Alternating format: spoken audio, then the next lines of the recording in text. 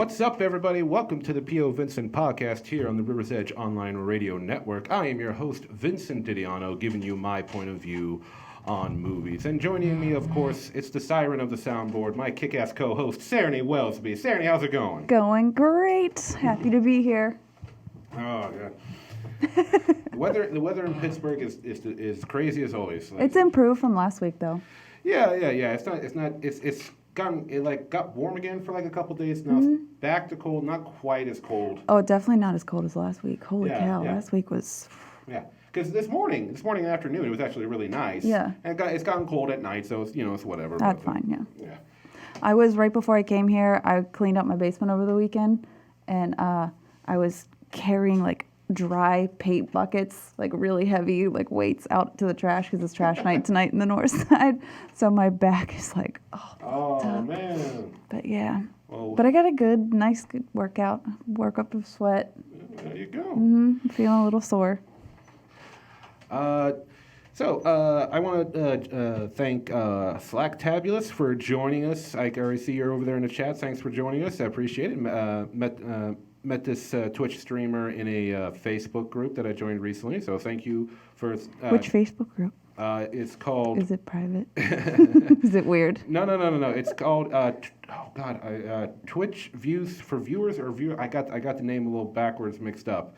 Viewers, people who watch Twitch, basically. Yeah. It's a group on Facebook designed to help. I have to check that out. Yeah, Twitch View for Viewers. Yeah, it's a Facebook, cool. Facebook page to help Twitch streamers to support each other and their channel. Naturally, a lot of Twitch gamers on the Facebook group so far. I think I'm one of the few podcasters on there. Not that and all Twitch streamers are welcome on this Facebook page. So, definitely. So I'd recommend people, if you are a Twitch streamer, you're trying to grow your channel, check out their Facebook page. They're especially trying to help people who are trying to reach affiliate level on Twitch. So so if you're trying to up those followers, up those view counts, check it out. I was looking for a swingers page on Facebook, and you think that like they would be. That would be the first thing in Facebook groups, would be like a sex group thing, right? And no, I wasn't looking for it for me. I was looking for it for someone else who's interested in dipping their toes in this. No, of course not. Hey, this why they asked me, because I used to be into that. Oh, okay. I'm no longer into that. But I was like, hey, well, I know there used to be a Facebook Swingers of Pittsburgh page, but it's gone. Or maybe I got blocked from it. I don't know. One or the other. They're now super ultra private. Yeah. You have to have a password. All right. Okay, ladies, we'll go down the list of things we're going to be covering today on the show. First of all, we're going to, of course, talk about the final Star Wars trailer before Episode 9 comes out. After that, we're going to once again be talking about Martin Scorsese. Wow, 3 in a row. 3 in a row, because Francis Ford Coppola, his friend and fellow iconic movie maker, had something to say about everything. Then we're going to talk about The Rock, who announced recently about the future of the Black Adam movie that we've been talking about for years. And then finally, we're going to cap things off with our movie review of Black and Blue, starring Naomi Harris and Tyrese Gibson. But first, ladies and gentlemen, let's talk about Star Wars. Let's get it going. Talk about it. Yes. So we had the trailer drop several months back, more of a teaser trailer. For Star Wars Episode 9, the last movie was called the Skywalker Saga, and this is now the final trailer release. We got to see a lot more in this trailer. We're going to go over that. There's one thing I didn't see in this trailer that I'm gonna mention as we go along. But I think before we go into the trailer itself, it's important to point out that this movie needs to do well, right? Of course it does. Because Disney, let's go over a few things. When Disney bought the Star Wars franchise, it bought Lucasfilm from George Lucas, who was hesitant at first, from what I understand about it, and they threw out a number, and the accountants and the people estimate how much Lucasfilm was worth. George Lucas was semi-insulted by the number because basically they paid more for Marvel than they did Star Wars. Do you know what the number was? It was a little over $4 billion. I want to say 4.05 billion. Holy crow. They paid a solid $4 billion for Marvel at the time. Now, the reason why the bean counters told Bob Iger, the CEO of Disney, that it's worth less than Marvel, because at that time, the Star Wars franchise, there was nothing going on. The prequels have been long in the past. Those did not do well. A lot of people ripped them apart, and it was just kind of stale. Lucas, didn't have any current plans to make any more movies, so he, of course, had ideas. But it was a risk, and so far it's been kind of a semi-good risk. I mean, I'm sure Disney's made a fuck ton of money on the Star Wars franchise. Can't imagine. Yeah, but $4 billion. Yeah, $4 billion. But the question is it been worth is the profits matching up? Because The Force Awakens did very well. Most Star Wars fans did enjoy it. There were a few who were like, it's just a copy of A New Hope. And to my retort, and to respond to that, I should say, as many of respond to that, I don't think they were trying to trick anybody. The problem, the nasty taste of the prequel movies made people feel like it wasn't Star Wars anymore. And the whole point of that first movie in the Disney line was to make you feel like it was Star Wars again. Yeah. Then we had, Rogue One, which did pretty well, had a few problems. I thought the main character was kind of boring, but, not bad. And then we had The Last Jedi, and The Last Jedi is where things got weird. Hairy. Yeah, because it really divided the fan base. There's a lot of Star Wars fans who liked it. A lot of Star Wars fans who hate it. My position, as it always been, I've said so many times, mixed bag, a lot of good ideas, poor execution on them. And then that really crippled the next movie, the Han Solo origin story, as a lot of people were expecting to do bad. It actually is a pretty enjoyable film. It's got its problems, I will not deny that, but the Solo film was pretty good.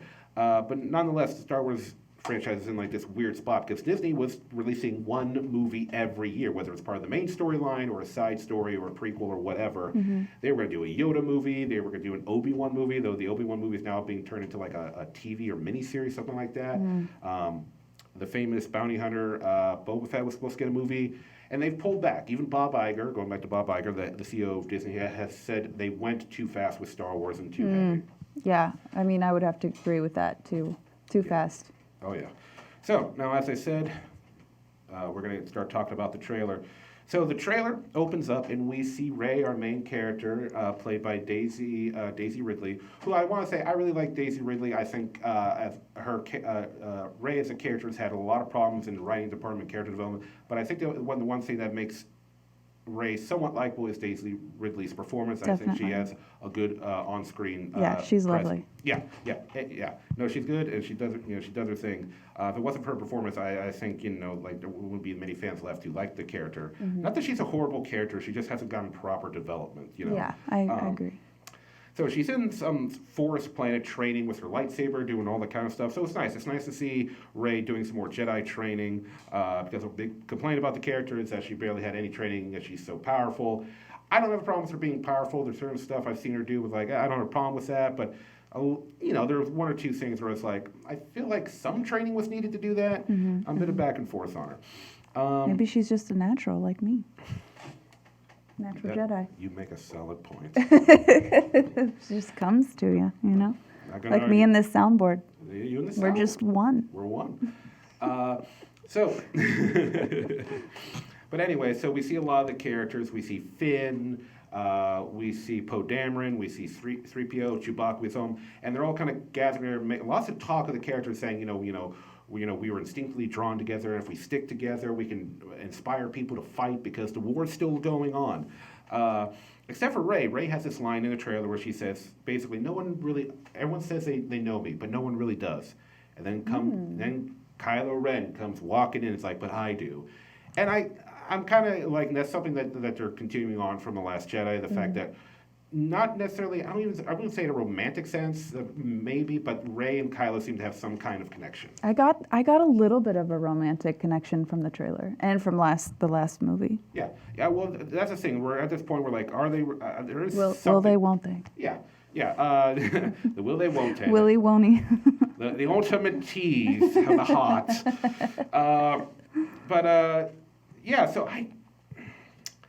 So we'll see how that goes, because definitely I think their relationship, whether it goes full romantic or it's just they have some special thing where they understand each other and they can confide in each other. They could be brother and sister. Oh my God! I hope. Well, they're brothers. That story again. Oh my God. Here we go again. Lisa. Again. Everybody's related.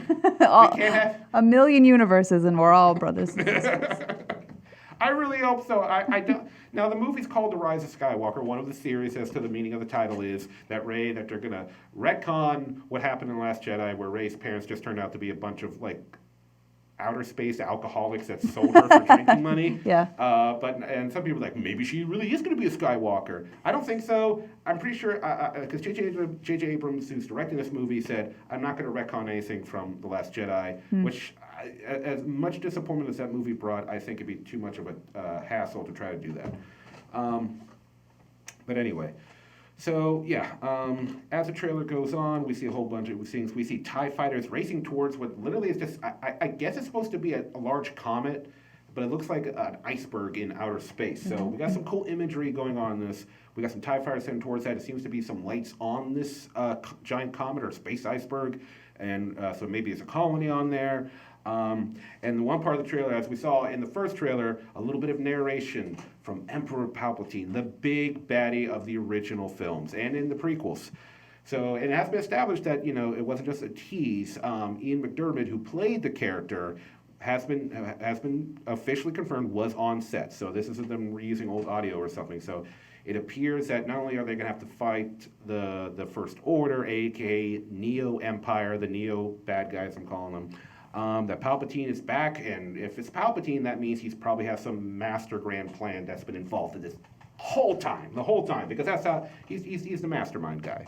But we see this image of this giant black stone throne, and you hear Palpatine saying, "I have what was the exact? Oh, let me get it. Long have I waited." And it is like the most evil-looking bad guy throne ever. It's black, it's stone, there's giant spikes coming out of the side or something. I almost knocked over my fucking water describing it. You're not doing well in the water department I'm not tonight. doing well. I'm not really. We had an accident in the kitchen earlier. A little side note. I was filling up my little cup here, right? And I guess I don't know if we got something changed into plumbing, or I just turned the faucet too quick, but the water came shooting out of the faucet and knocked the cup out of my damn hand. When he came out of the kitchen, he was just, his hands were dripping.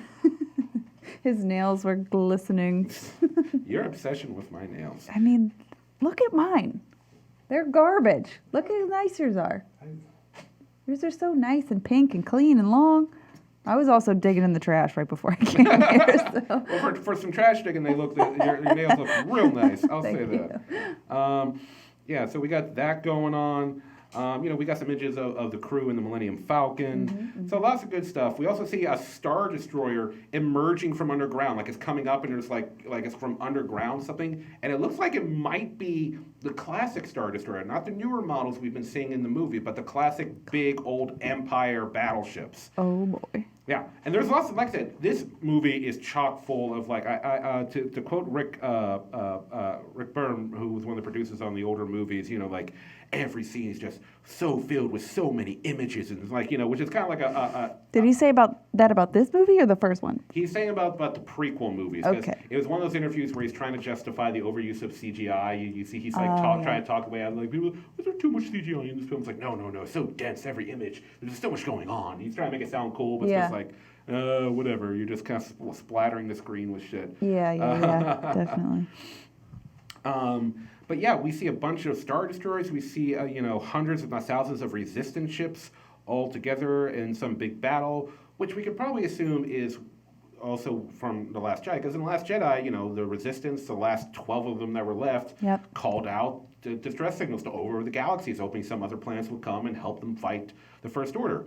They didn't, and then Luke did his thing, his final sacrifice, and we're assuming that, that's also maybe another meaning of the title of the movie, The Rise of Skywalker, that Luke's sacrifice, this icon, this legend of the galaxy, this sacrifice is motivating the rest of the galaxy to join the remaining Resistance members to battle the First Order, which I'm hoping it is, because if not, I was like, there ain't no way they're going to be able to explain the fact, because at the end of The Last Jedi, which is one of the big mistakes, the Resistance, aka the New Rebels, there was I think someone counted, there's 12 people left because they kill almost 400 of them in that movie, which is one of how will you expect these people to make it work now? And at the end of the movie, it's it's going to be okay. We're going to make it work. I'm like, no, this should be a sad scene. It is sad. They're trying to pick themselves up. It's there's 12 of us. Yeah. it's just The baker's dozen. yeah. There's some bad tonal issues at the end of The Last Jedi. Now here's a scene that got a lot of people going, oh crap! Are they going to do this? What are they going to do?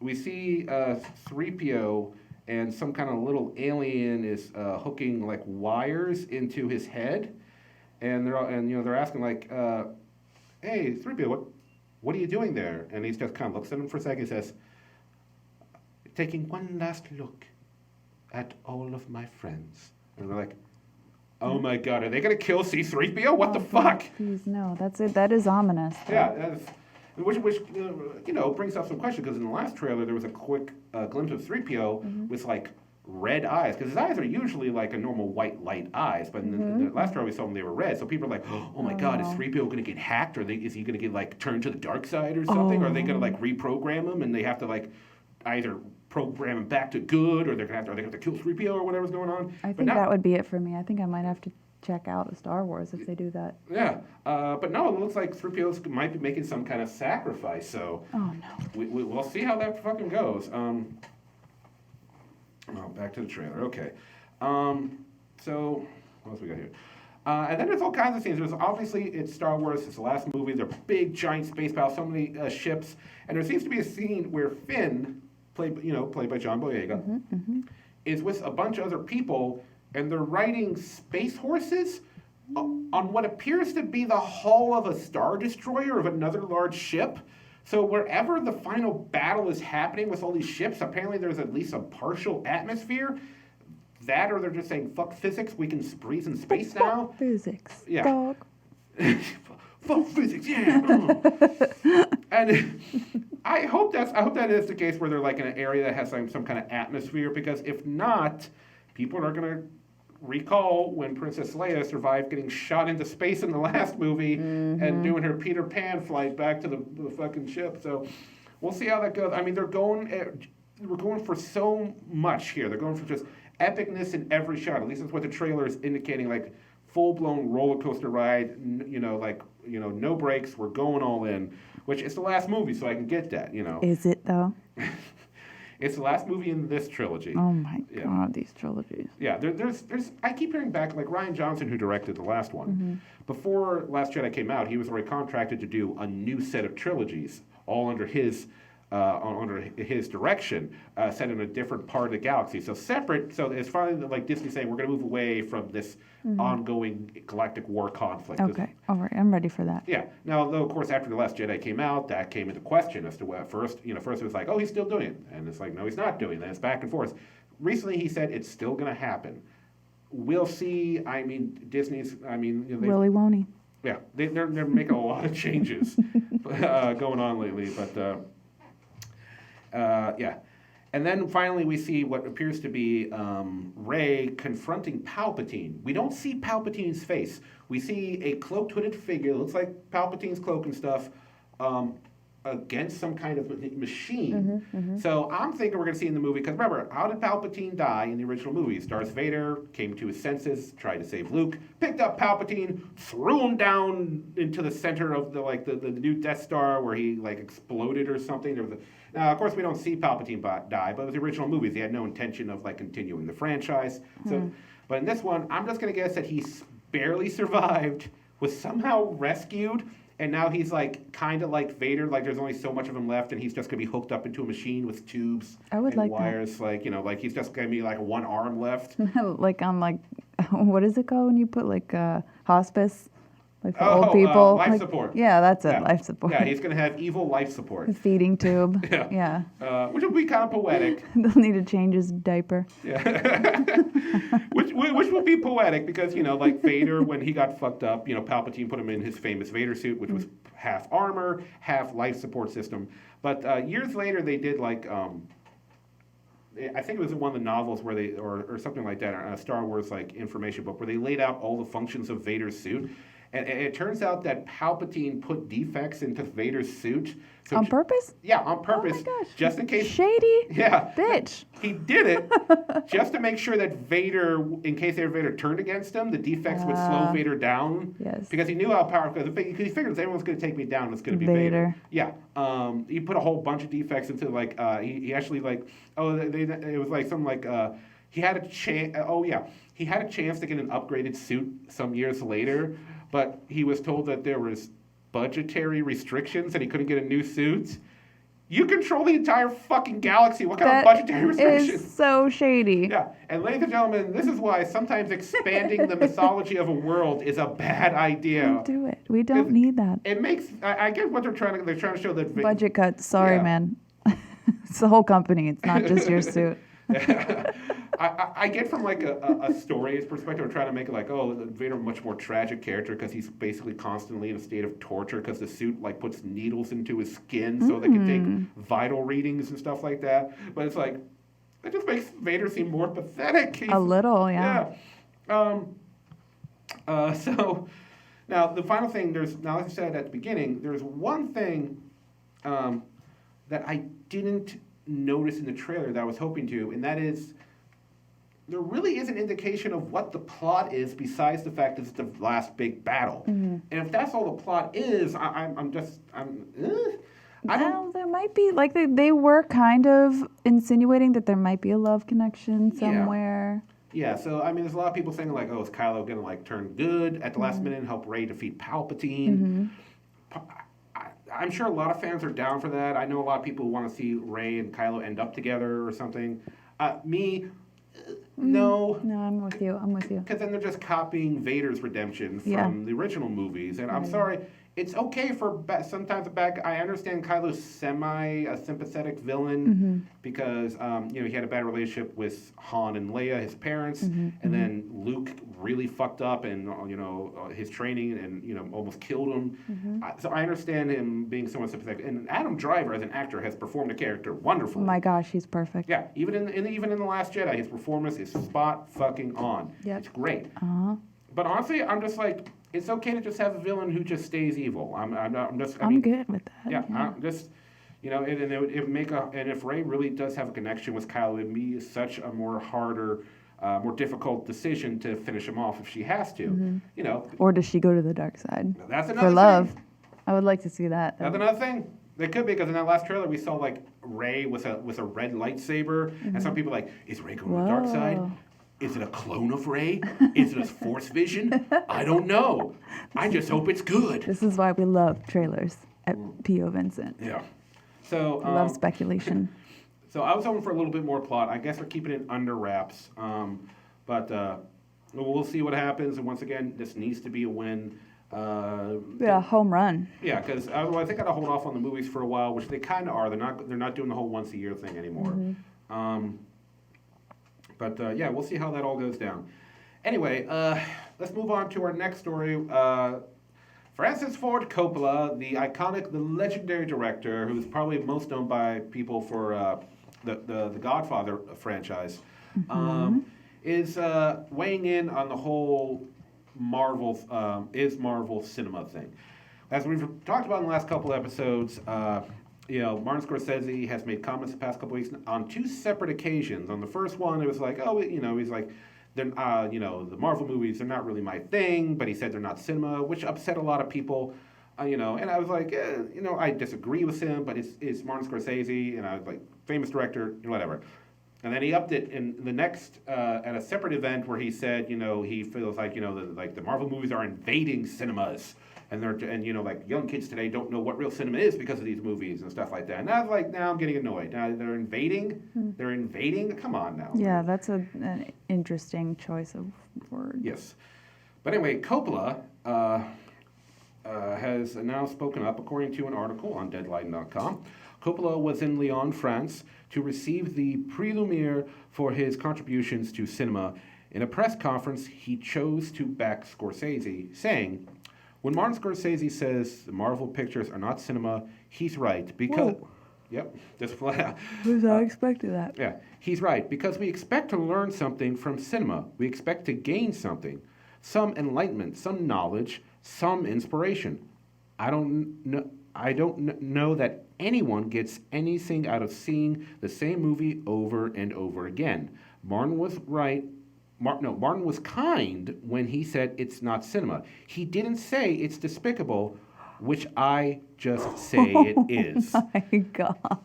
So, so there's a lot to unpack there. So, and I don't want to spend as much time on this subject as we had the last couple times, just because I don't want to keep, adding to the fire of, adding to this bonfire here that's going on, because honestly, it's starting to get annoying to me, and I don't want to keep perpetuating it. Okay, that's fair. But we'll go over it simply. So I'm going to go over real quick all that stuff. Learning something, gaining something, enlightenment. Okay, let's talk about like Medea. All the Medea. Here's the thing. The Medea, any Tyler Perry movie. Not all films or movies are created equal. No, of course not. And some of them are going for a higher artistic value, which is what Scorsese and Coppola do. But I don't know if each movie needs to give you some enlightenment, some knowledge or inspiration. I don't know. I think superheroes are a great source of inspiration, personally. Absolutely. As far as the whole cinema thing, listen, we have an amusement park here in Pittsburgh called Kennywood. It's a local amusement park, and people go to it every summer. Mm-hmm, mm-hmm. Yeah. Recently, a long-standing ride called the Log Jammer this past year was removed from the park, and in order to put in a new ride. And it's been a ride that's been around for decades. Now, remember, Scorsese said the Marvel movies are more like theme parks than actual cinema. Here's the thing: when the Log Jammer was removed, I didn't get emotional. When Iron Man died at the end of Endgame, got a little emotional. All right, cried. All right, if a movie's created an emotional connection between itself and its audience, I think it's done something. I think that absolutely agree. If it gets you some kind of emotion, and don't get me wrong, a lot of spectacle and a lot of like bang boom, in the Marvel movies. I get it, but it moves you. Yeah. Yeah. That's cinema. That's art. Yeah. That's hard to do. Yeah. That's really hard to do as a filmmaker. So I'm sorry. I mean, once again, I'll say it. Jagoff Unison from Pittsburgh. But Mr. Coppola, I think there's something that people get out of these films. Now, as for the same movie over and over again, I will defend that somewhat, because some of the movies have reused the plots. Like, I really like Doctor Strange. I like Benedict Cumberbatch in the role. I liked a lot of the cool visuals they used in Doctor Strange. But I will say a lot of the plot is very similar to the first Iron Man movie. I can admit to that. I won't deny. Now, as for saying they're despicable, that's fucked. Now we're just getting mean. Now we're just getting necessarily mean. And I'm starting to feel like the whole reason this whole thing started was Martin Scorsese, and this could just be a theory of mine. Now remember, The Irishman, which I'm going to go see regardless of his opinion on the Marvel movies, because it's still a Scorsese film. I'm excited for it. It's been re-released on Netflix and not in theaters. Right. Because he's scared. Yeah. Shaking in his boots. Because apparently the studios weren't going to shell out the money for, this is what I've heard. I could be wrong. I've heard the studios weren't going to shell out the money for this 3.5-hour long film, but Netflix did. So I feel like Scorsese and maybe Coppola are insulted by that. That the studios and the theaters will take the big Marvel movies all the time, but they won't take a risk on a film of his. And I like that theory. Yeah, and listen, once again, I think more films like Scorsese and Coppola should be made. People definitely try. There's plenty of dramas and thrillers and higher, character study films. Brad Pitt's recent film, Ad Astra, I enjoyed it a lot. It's a type of movie that I'm sure Scorsese and Coppola would approve of. And I wish we did have more films like that. But you have to make room, because film, cinema, movies, there's so many genres and so many ways to take things. And I'm just sorry, Coppola despicable? You're just being nasty at this point. You're grow up. And I'll finish things off with this. Once again, James Gunn, the director of the Guardians of the Galaxy films, some of Marvel's most popular and loved films, had responded before when Scorsese said something, and he had another recent response to all this, and I think we'll leave it off with this. Many of our grandfathers thought all gangster movies were the same, often calling them despicable. Some of our great grandfathers thought the same of Westerns and believed films of John Ford, Sam Peckinpah, and Sergio Leone were exactly the same. I remember a great uncle to whom I was raving about Star Wars. He responded by saying, I saw that when it was called 2001, and boy, was it boring. Superheroes are simply today's gangsters slash cowboys slash outer space adventurers. Some superhero films are awful, some are beautiful, like westerns and gangster movies, and before that, just movies. Not everyone will be able to appreciate them, even some geniuses, and that's okay.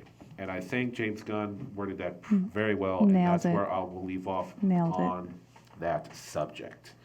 Well said. Yes, so that's the last time we're going to talk about that, because honestly, I just once again, I don't want to keep adding to the fire, because some other celebrities have brought it up and all this stuff. Mm-hmm. And if you don't like superhero films, I got nothing problem with that. Like I said before in the show, I'm not a big horror fan. Sarani is. I don't think she's has awful taste in film. Doing a fucking psycho stab at me. I love it. Yeah, I don't think she has bad taste in films because she likes horror movies, nor do I think of anyone who enjoys horror movies. Well, thank you for that. So, we're going to be moving on to The Rock here, as you guys are joining us on our Twitch live stream. Look at his teeth. Oh my God. He does have great teeth. The nicest teeth in the world. He really does. My gosh.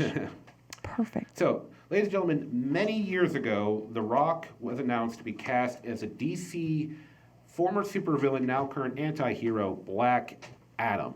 Now, as we all know, for many years now, The Rock has been a huge star with many of his movies, even some of his lesser ones, which he's had a few recently. He brings people into the cinema. He puts people in those seats. When people hear The Rock's in a movie, they come to check it out. Love him or hate him, that's the truth. Mm-hmm.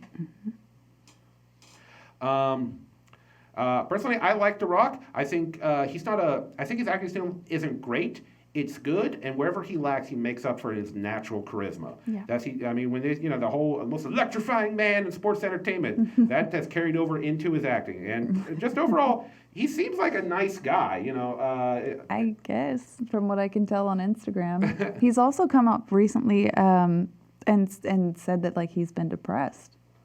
Oh man. Yeah, which I thought was, you hear that from certain celebrities, and you're like, yeah, I get that, but when I heard that The Rock was depressed, I was like, oh my gosh, no one's safe. We can get The Rock. So anyway, The Rock, he was cast as Black Adam. Now, for those of you who don't know, Black Adam originally in the comics was the evil rival to Shazam. And we all saw the Shazam movie this past year starring Zachary Levi. Really enjoyed it. I gave it a recommendation when we reviewed it on the podcast. Originally, Black Adam was supposed to be the villain of that movie, but then things changed. As we all know, the DCEU movies, Man of Steel, Batman v Superman, Suicide Squad, it's been kind of back and forth. Yeah. Mm-hmm. It's recently been able to pick itself back up by focusing on more solo adventures with Wonder Woman, Aquaman, as we just said, Shazam. Mm-hmm. Now, it's been teased at us for years about The Rock being Black Adam. At first, like I said, he's supposed to be in Shazam, and then they decided to change it to a different villain. Mm-hmm. There was rumor for a while that he was going to be the villain for Man of Steel 2, all this stuff. And they've just been teasing us and teasing us and teasing us with The Rock becoming Black Adam to the point where, You got blue balls now. Yeah, I don't know what's going on. But finally, on Twitter, The Rock announced that they will be beginning production next July. So the movie's going to finally start filming. Wow. So that means either they finally finished a script or they're just, nailing out the last little bits here and there. So I'm kind of excited, here's the thing.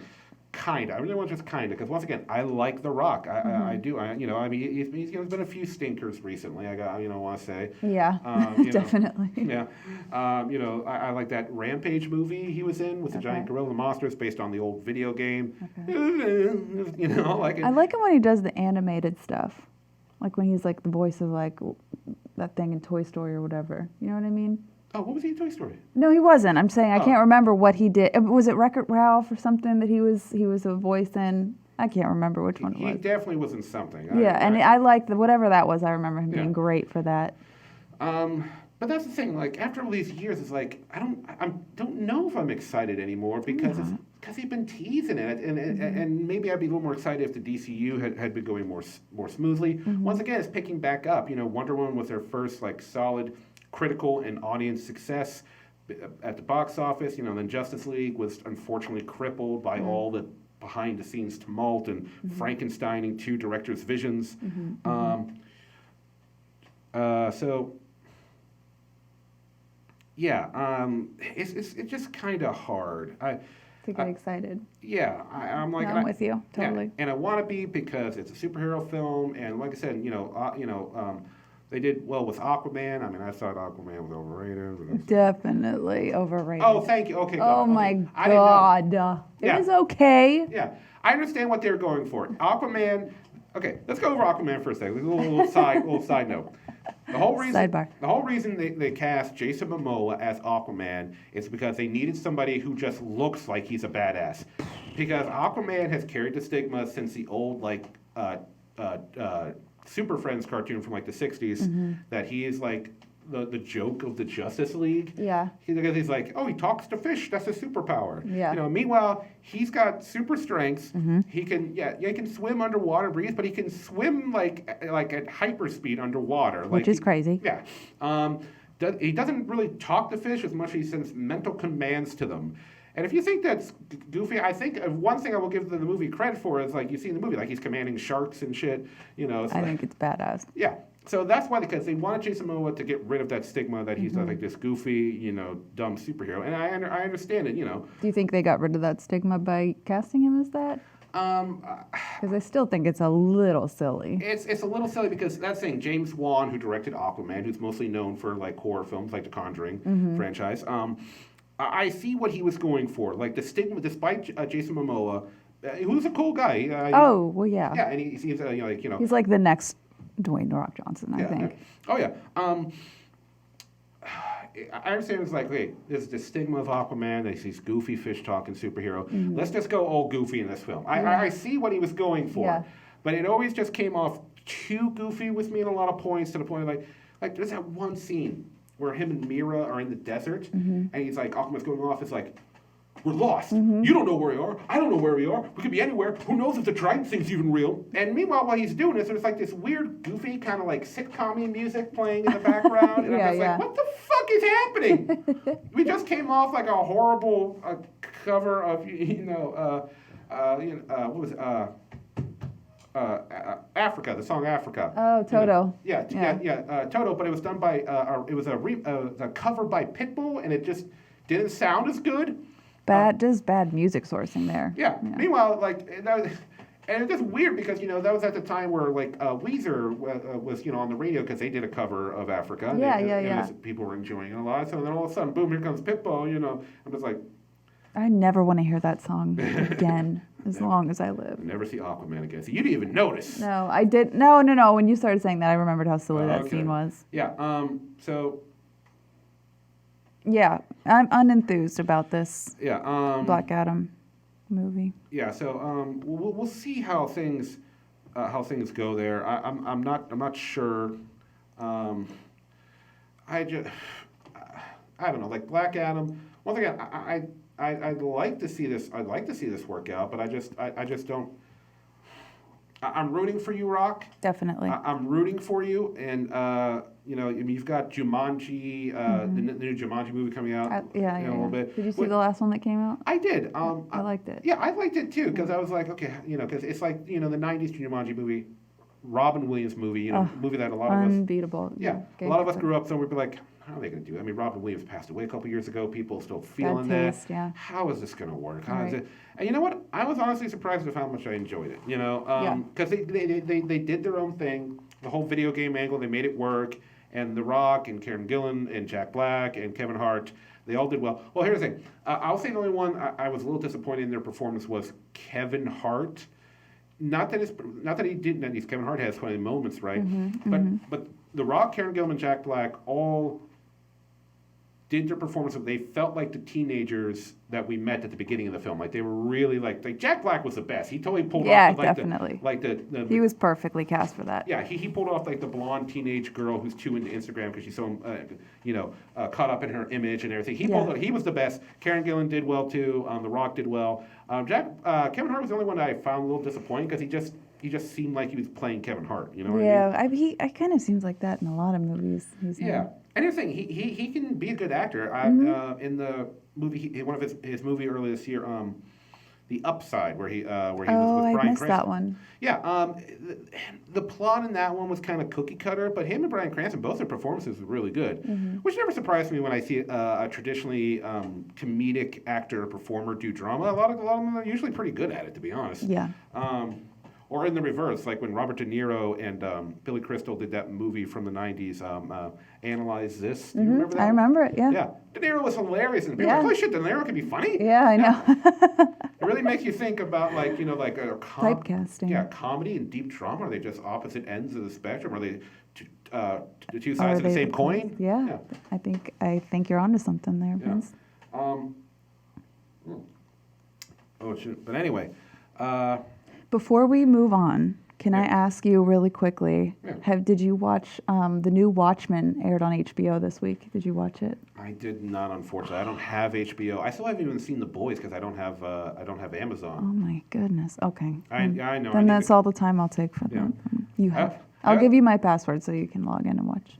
You are a saint. Yes. I also got to catch up on the CW shows because they're big. They're basically the TV version of Avengers Endgame, Crisis on Infinite Earths. Their thing is coming up, and I still have to catch up on Arrow. I got to catch up on Black Lightning. So I got some TV catching up. Okay, definitely. Yeah, it's very violent. That's all I'll say. Oh yeah. Extremely violent. Oh, I would hope so. Yeah. Wow. Fucking Watchmen. But yeah, no, I'm excited. Yeah. It's good. It's just very violent. All right. Well, anyway, ladies and gentlemen, let's talk about our movie review night, Black and Blue. All right. So, Black and Blue is directed by Dion Taylor and stars Naomi Harris, Mike Coulter, Frank Grillo, and Tyrese Gibson. Basically, the plot of the movie is a rookie cop played by Naomi Harris named Alicia West is with her partner, and one day she catches her partner involved in some kind of shooting where her partner and an undercover cop played by Frank Grillo murders some people. Not like they had to defend themselves; they straight up murder people, and it's caught on her police chest body cam. Body cam. Thank you. You're welcome. Yeah, body cam. There we go. That's the word I was looking for. Body cam. And they turn on her, and she's got to race for her life to get across town back to another police station so she can hand in the body cam footage and put these dirty cops in jail. So, let's get into it. So, Naomi Harris, her character's name is Alicia West. We find out in the movie that she's actually, the town that this is her hometown. She was away for many years because she went into the military and did at least 2 tours. I believe they were both Afghanistan. And she's only basically recently come back to her hometown and where she joined the police force, and now she's a rookie cop. We see that it's supposed to be in, I believe it's in New Orleans where they say it's set, and things are really bad. There's like on the news of police corruption and the mayor and all that, and they're coming down on that. She's tasked with patrolling a neighborhood, a dominantly black neighborhood, where things are gone really bad. It's basically just ghetto all over the place. People distrust the cops. Lots of violence, lots of police, mishandling and stuff. And that's the thing about this movie. The movie's definitely trying to make some social commentary about, because our main character is a black woman as a cop in an area of town where the citizens do not trust the police at all. So she's got this real hurdle to get over of being a black woman, but also being a police officer. And that's one of the things that kind of got me interested in this movie is the premise. I mean, obviously it's going to be some social commentary, and one question, are they going to handle it right and smooth, or are they going to shove it down our throats? As far as the social commentary, I don't really think they shove it down throats too much. There might have been 1 or 2 moments where there's the opening of the movie is kind of right off the bat, there's one thing of I don't know if we need to show that right off the bat. I won't say what because it's a bit of a spoiler. I was like, okay, right off the bat, it's like they're just getting right into it, a little too quick. A lot of movies. I've been noticing that in a lot of movies lately. A lot of social Just content? like, well, no, just getting right in, like, Oh, yeah. no foreplay whatsoever. Yeah, they're not doing the whole. They're getting real quick into it. Like you are correct. Where like instead of like taking a little bit of time to do some setup and then get into it. Not even no. Yeah, No lube at all. Just going in hot. With TV stuff too. Not yeah. Oh yeah, which is a shame because the first John Wick movie, John Wick, one of the biggest action franchises right now. The first movie, keep in mind, John Wick doesn't kill anybody until a half an hour of the film. Yeah. The first half an hour of the film is to all build up who John is, what his motives are, and us learning that he is like the living embodiment of the boogeyman. That is building up this tension of this. Oh wait, this guy did what? Yeah. This guy did what? And now he's coming after us? Like. I like that. Yeah. I like that a lot. Yeah, so I think that's one of the things that made the first John Wick movie really good, like the build up to John just letting loose and finally, when you finally see him fight some of these like gangsters, it was like goddamn impressive. Yeah. The build up is really worth it. Yeah, and side note, once again, kudos to Keanu Reeves for going through actual hand-to-hand combat training and gun training. I've seen the videos. Keanu's actually a real-life badass now. He is a real-life badass. Yeah, I don't know why people shit on him as much as they do. Confuses me. I'm like, he does so much for charity. Yeah. And he's so talented. He doesn't cheat on his wife or sexually harass, PAs on set. Like, he's a good guy. Come on, stop shitting on Keanu Reeves. I think it's the Superman thing. He's so nice that people hate him. Yeah. But anyway. I get that a lot. Yeah. So the movie gets right into it. Basically the first 20 minutes of the movie are what you see in the trailer for the most part. With a few exceptions, introduced with a few more characters, stuff like that. We get introduced to Tyrese Gibson, who plays Milo Jackson, aka Mouse. And apparently, he's somebody that Alicia knew back when she used to live here back in the day before she. Because she's been gone for over a decade, as the movie lets us know. And somebody he knows, and including Nafessa Williams, who plays Missy, Milo's sister or cousin, I can't remember which, but they're related.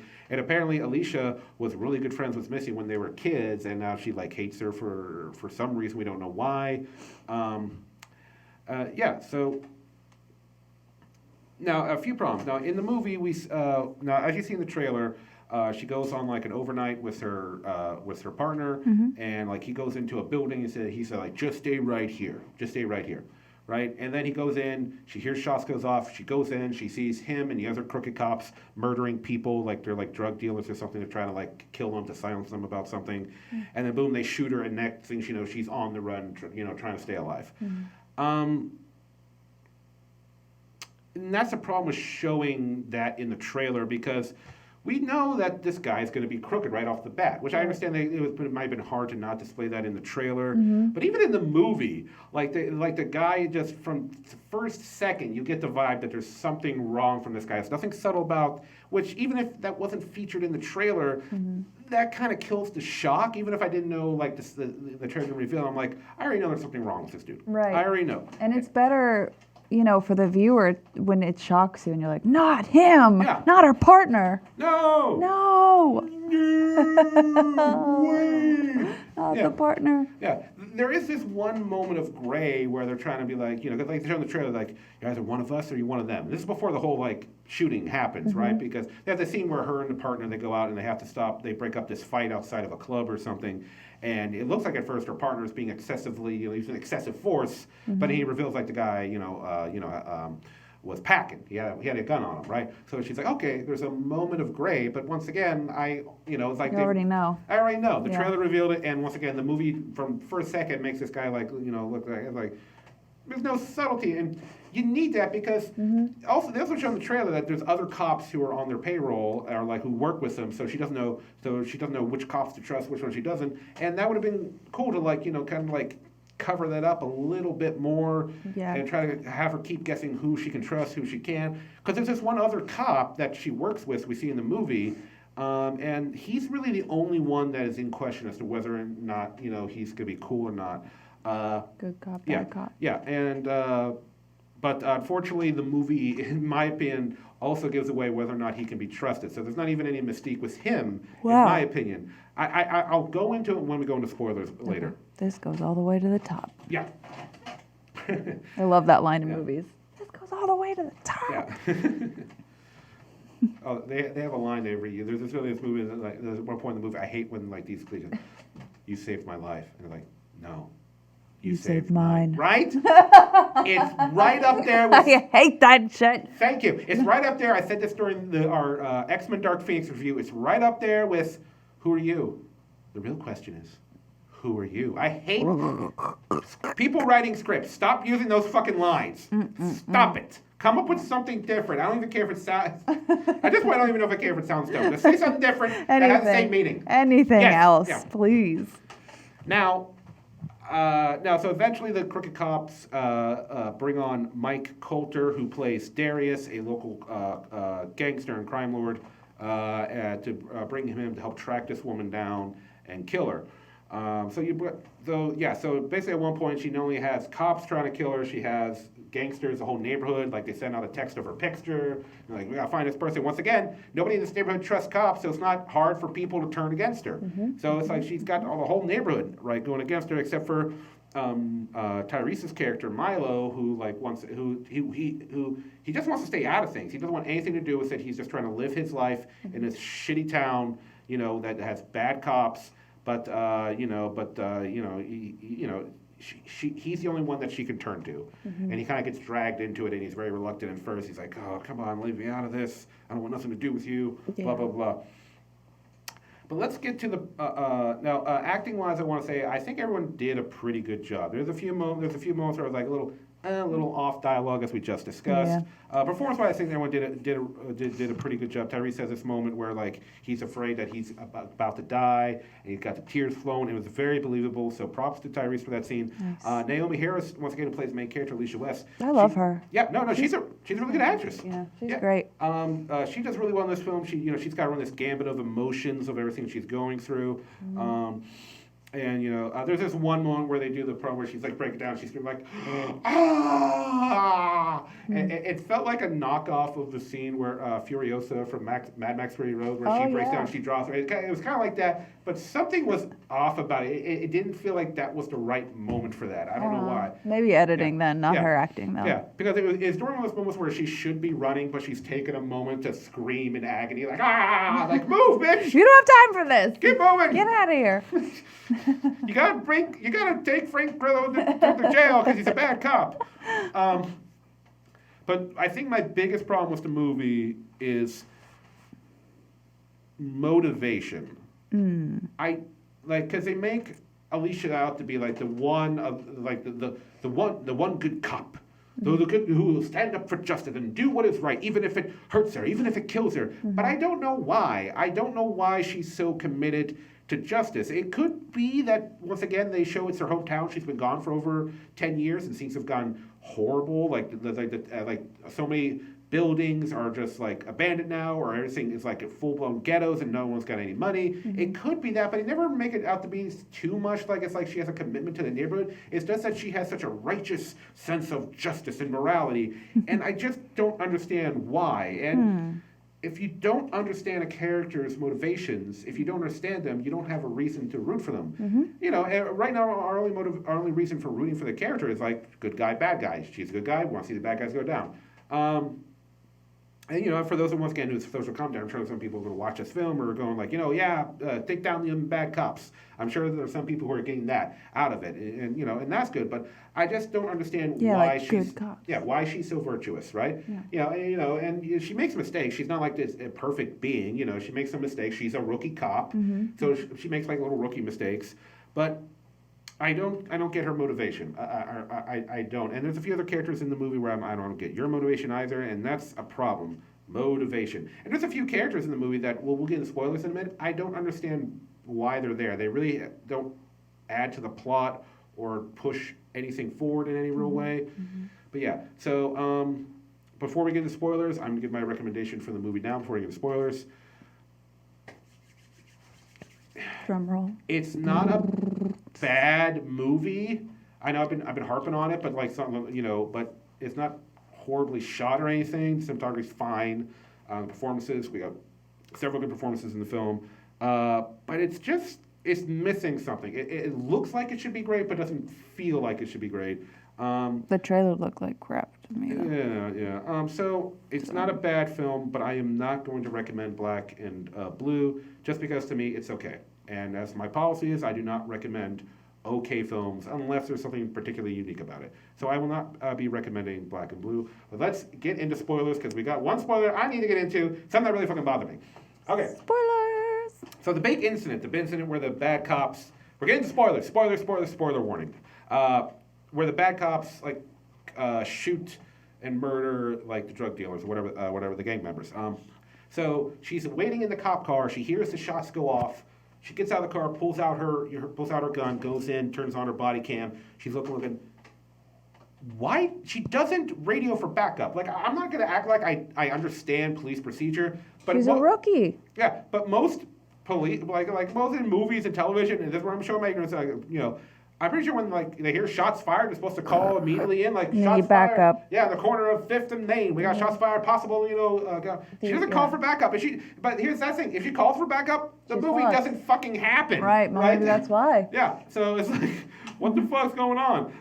It just seems like a very simple oversight. Yeah. I don't unless there's something in the scene that I missed that explained why she wouldn't call for backup. Because then she tries later to call for backup when she's being chased. Mm-hmm. But then Frank Grillo, who plays the lead crooked cop, calls in and is like, "Hey, don't worry, the rookie just misread something. False call." And that goes all the way to the top. And then the dispatcher, I was like, "Okay, I got plenty of other calls." And she was like, "No, it's really happening. They just really murdered some people." But it's too late. The dispatcher is now moved on to the next call. Yeah, I'm just like, is that how it works? No, it's not. How you just now ignore a radio call? Like, what the fuck's going on? There's various scenes in the movie where it seems like Naomi Hansen's character, Alicia, is like taking her time a little bit too much. And for someone who's trying to, I thought it was going to be like a movie, like a roller coaster, but there's too many times where she just seems like she's just kind of resting or they're taking too long. And not running for her life when she should be. Yeah. It doesn't make sense to me. You have Mike Coulter's character, Darius, the crime boss. He comes in, and one of the people that got murdered was his nephew. And Frank Grillo, who's the crooked cop, tells him Naomi Harris killed him. So he's manipulating the crime boss to track down Naomi Harris and take her out. And I felt like it would have been better for Mike Coulter's character to be brought in a little sooner, because once they bring in like the whole, now he's got the local gangsters coming at her, it brings another layer to it, because now you got the cops, you got the gangsters. I think it does up the ante for her chances of survival. And I really would have liked to see him brought in